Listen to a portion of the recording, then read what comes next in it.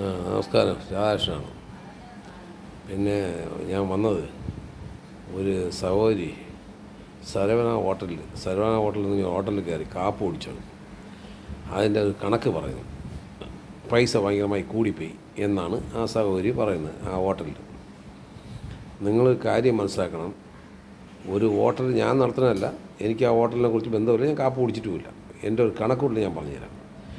ആ ഹോട്ടലിനെ കണ്ടപ്പോൾ എങ്ങനെ പോയാലും മിനിമം ഒരു 10-30 ലക്ഷം രൂപ അഡ്വാൻസ് കൊടുത്തതാണ്.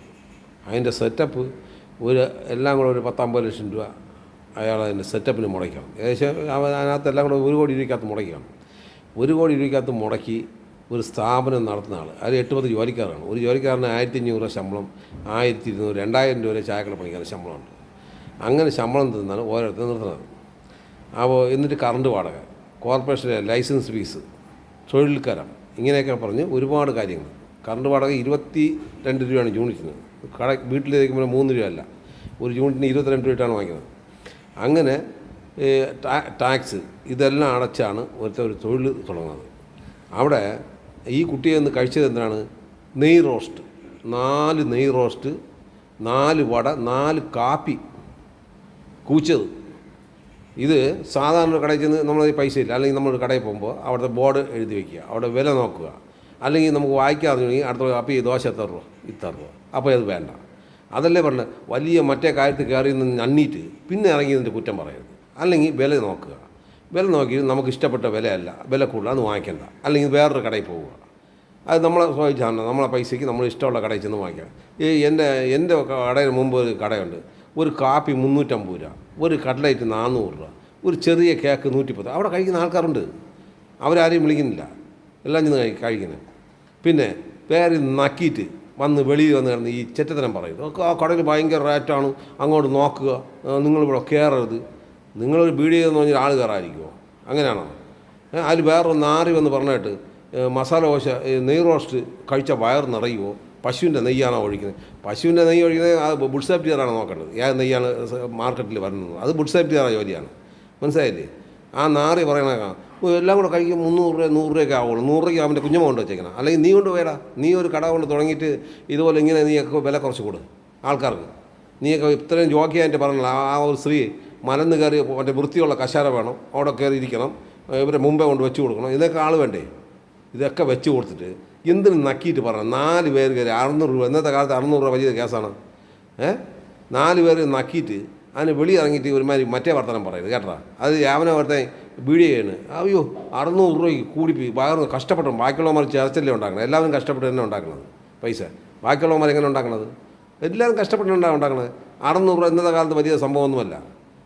ചിലവന്മാർക്ക് സുഖമാണ്, വന്ന് കയറി അങ്ങോട്ട് വെട്ടി വിഴുങ്ങിയിട്ട് റേറ്റ് പറയുമ്പോൾ അവൻ്റെയൊക്കെ മോന്ത പോണ കാണും. എൻ്റെ കടയിൽ ഇതുപോലെ നാരികൾ വരാറുണ്ട്.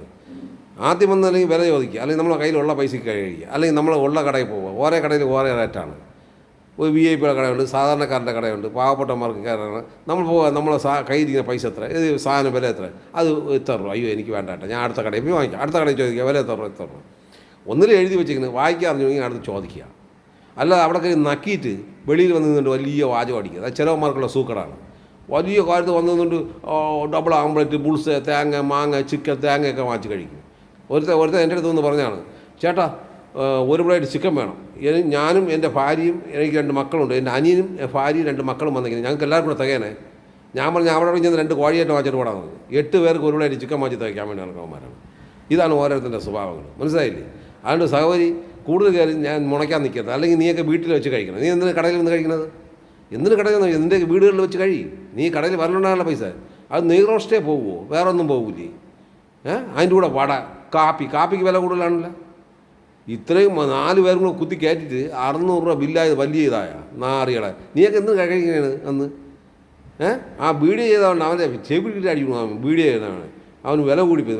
നീ കൊണ്ട് ഉണ്ടാക്കിക്കൊണ്ട് വേടാ ഒരു കട ഇതുപോലെ സ്ഥാപനം തുടങ്ങി 1 കോടി രൂപ മുടക്കി ഒരു സ്ഥാപനം നോക്കിയാൽ വൃത്തിയില്ലെങ്കിൽ അത് നിങ്ങൾക്ക് പറയാം. തലേദിവസം ആകാരം നിങ്ങൾക്ക് പറയാം.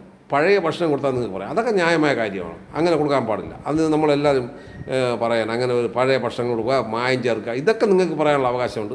സത്യസന്ധ കാര്യമാണ്. അത് അങ്ങനെ കൊടുക്കാനും പാടില്ല. അത് നമ്മൾ 100% എതിർക്കുകയാണ്. പക്ഷേ വിലയുടെ കാര്യത്തിൽ സാധനം വാങ്ങിച്ചാൽ വില ആകും. ഇന്നൊരു ചായക്കടയിൽ ജോലിക്ക് കിട്ടുന്ന 10,000-2,000 രൂപ ശമ്പളം നിൻ്റെ കുഞ്ഞമ്മ കൊണ്ടുവരുമോ? നീയൊക്കെ അവിടെ വന്ന് ഇരുന്ന് വലിയ മറ്റവരായിട്ടിരിക്കുക, നിനക്ക് ഫാൻ വേണം, വീട്ടിൽ ഫാൻ കറങ്ങില്ലെങ്കിൽ അതെന്താ കറങ്ങാത്തത്? ഫാൻ കറക്കും, ഇരിക്കൂ എന്നൊക്കെയല്ലേ പറഞ്ഞത്. ടേബിൾ തുടയ്ക്കാൻ ആളില്ലേ? ചൂട് വെള്ളം വേണം, ഇതൊക്കെ വേണ്ടേ? ഇതൊക്കെ പൈസയിലാണ് ഉണ്ടാവണേ. ഗ്യാസ് എന്ന് പറഞ്ഞാൽ മൂത്രം ഒഴിച്ചുണ്ടാക്കണമല്ല. ഗ്യാസ് 3,200 രൂപയാണ് ഒരു കുറ്റി ഗ്യാസ്. ഇതെടുത്തിട്ട് ഉണ്ടാക്കിയാണ് വയ്ക്കുന്നത്, കൊണ്ടുവരണത് 100 രൂപ കൂലി. ഇതൊക്കെ വെച്ചിട്ടാണ് ഒരു ചായക്കടയിൽ കച്ചവടം ചെയ്യണത്. പിന്നെ വന്ന് നാക്കിയിട്ട് പിന്നെ വെളിയിൽ വന്നിട്ട് വീഡിയോ ചെയ്ത് മനുഷ്യരെ വരട്ടണേ. ഇപ്പോൾ ചിലമാർക്കുള്ള സൂക്കടാണ്, വില കൂടിപ്പോയി. എന്നാൽ ആദ്യം നമ്മൾ ചോദിക്കണം, നമ്മളെ കയ്യിലുള്ള പൈസയ്ക്ക് അനുസരിച്ച് കഴിക്കാതെ അവൾ പൈസ നല്ലപോലെ ആഹാരം വെട്ടി വിഴുങ്ങിയിട്ട് വെളിയിൽ വന്നിട്ടാണ് പൈസ കണക്ക് പറഞ്ഞത്. ചിലമാർ അങ്ങനെ തന്നെ. എൻ്റെ അവിടെ നിന്ന് 3 പേര് കാപ്പ് കുടിച്ച് 210 രൂപ വാങ്ങുമാരാണ്. അന്തം 210 രൂപ 3 പേര് വെട്ടി വിഴുങ്ങിയിട്ട് വില ചോദിക്കില്ല. ചമ്മന്തി തന്നെ 30 പ്രാവശ്യം വാങ്ങിക്കുന്ന ആറുകൾ, മനസ്സിലായില്ലേ? തേങ്ങയ്ക്ക് 76 രൂപ വിലയാണ് 1 കിലോ തേങ്ങയ്ക്ക്. 1 കിലോ അരി അരിക്കുന്നത് 40 രൂപ കൂലിയാണ് മില്ല് കൊടുക്കണം 1 കിലോയ്ക്ക്. അരിക്ക് 36 രൂപ വിലയാണ്. എണ്ണയുടെ വില അറിയാമോ? 3,200 രൂപ ഗ്യാസിൻ്റെ വില, 145 രൂപ എണ്ണ 1 കിലോ. ഇതൊക്കെ മാറ്റി ഉണ്ടാക്കിയാണ് വയ്ക്കുന്നത്. 1 കിലോ ഉഴുന്നൂരിൻ്റെ വില അറിയാമോ? 160 രൂപ. ഇതൊക്കെ മാറ്റി കഷ്ടപ്പെട്ട് കൊണ്ട് ഉണ്ടാക്കി നിനക്കൊക്കെ നിൻ്റെ തൊള്ളയിലോട്ട് തള്ളി തരുമ്പോൾ തിന്നും കൊണ്ട് പിന്നെ ഒരു മറ്റേ വർത്തമാനങ്ങൾ പറയുന്നത്. അല്ലെങ്കിൽ കഴിക്കരുത്. നീയൊക്കെ വീട് ചെന്ന് അവൾ വന്ന് അവിടെ കഴിച്ചിട്ട് വെളിയിൽ വന്നൊരു ഫോട്ടോ എടുത്തിട്ട് ഭയങ്കരമായിട്ട് കുറ്റം പറയുന്നു. നാറികൾ കഴിക്കൽ. നീയൊക്കെ വേറെ എവിടെ ചെന്ന് വീട്ടിൽ ചെന്ന് അവിടെ കഴിച്ചാൽ പൈസ കൊടുക്കണം, അല്ലെങ്കിൽ വില അന്വേഷിക്കുക. വില കൂടിപ്പോയെങ്കിൽ ഇറങ്ങി പോവുക. കഴിച്ചിട്ട് വന്ന് കിടന്ന് ഈ കട ആരും കഴിഞ്ഞ് ഈ വഴിക്ക് വരണേ. പിന്നെ നീ ഒരു ബീഡിയായിട്ട് അവളെ കടയിൽ കയറില്ല. ഈ കടയാണെന്ന് എനിക്കറിയാം, ഏത് കടയായിക്കോട്ടെ. ഞാൻ ഒരു കച്ചവടക്കാരൻ തന്നെയാണ്, അതുകൊണ്ട് തന്നെ ഇത്രയും പറഞ്ഞത്. ബീഡി കിട്ടാൻ പറഞ്ഞു അവൻ്റെ കുഞ്ഞമ്മേനെ വീട്ടിൽ കൊണ്ട് വെച്ചേക്കാൻ പറ കച്ചവടത്തിന്. ബീഡി കിട്ടില്ലേ അവൻ്റെ അവൻ്റെ കുഞ്ഞമ്മയെ കൊണ്ട് വിളിച്ചു വെച്ചിട്ട് കച്ചവടം ചെയ്യാൻ പറ. അവൻ അവൻ്റെ പൈസ മറ്റേ കുറച്ച് വെച്ചേക്കുന്നത്. ഞാൻ വല്ലതൊക്കെ വിളിച്ച് പറഞ്ഞു. ഞാൻ താങ്ക് യു.